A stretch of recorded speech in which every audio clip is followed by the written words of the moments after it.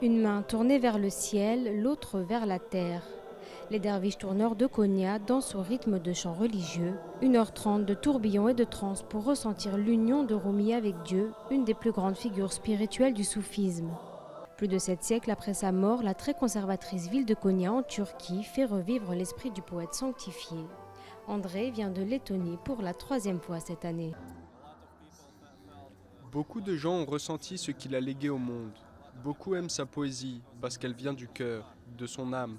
Et dans son âme, il était avec Dieu. C'est pourquoi il a touché beaucoup de personnes.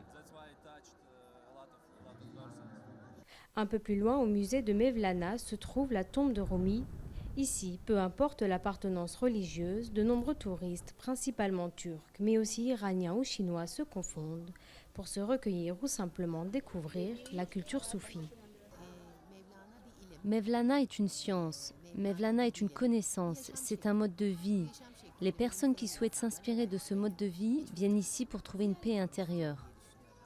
Avec au total 2 43 000 visiteurs en 2016, le mausolée de Rumi est le musée le plus visité de Turquie, dépassant de loin le palais de Topkapı à Istanbul. Et pour cela, la direction de la culture à Konya ne compte pas seulement sur la spiritualité de chacun.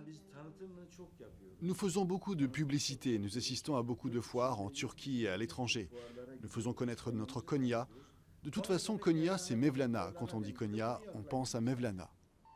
Malgré l'interdiction des confréries en 1925, certains couvents de derviches sont rouverts plus tard sous forme de musées.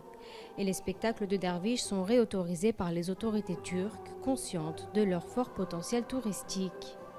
De quoi virevolter longtemps encore et attirer davantage de visiteurs chaque année.